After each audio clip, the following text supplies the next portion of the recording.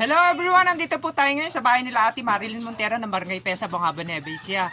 Kakamustahin lang po natin yung kalagayan ni Kuya. Ate, kamusta na po si Kuya ngayon? Ayun po, nakahiga po. Masama po ang nahihilo. Ay, nahihilo siya. Bali, hindi na po natin aabalahin sa kanyang pagpapahinga. Baka mas lalo pa siyang nahilo kasi pag bumangon. Bali, nakainom na po ba siya ng gamot? Kanina, kumain na siya bago uminom ng gamot. Bali, yung asawa po ni ate, siya si Kuya Rogelio, siya po yung may stage 4 cancer na tinulungan po ng mga netizen makadagdag pambili ng gamot ng mga nakakarang araw. Bali, magbibigay lang po kami ng konting tulong galing po kay Ma'am Elsie at Sir Teddy.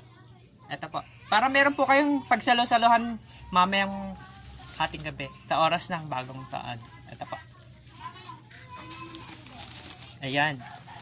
Ayan po yung bigay na food pack ni Ma'am Elsie para naman maging masaya. Kahit konti, makabawas tapos maging masaya po kayo ngayong New Year.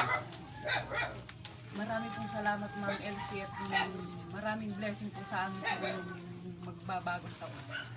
Ayan, medyo naiyak-iyak si ate kasi hindi niya expect na makakatanggap po siya ng blessing.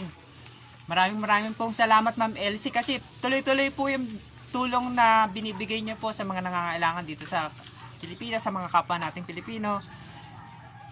Ingat po kayo palagi. God bless. Ate, sana po gumaling na po yung asawa niyo para naman maging masaya po yung pamilya niyo kasi ngayong dumadaan po kayo sa pagsubok, lagi lang po kayong manalangin na gabayan po kayo ng Diyos araw-araw.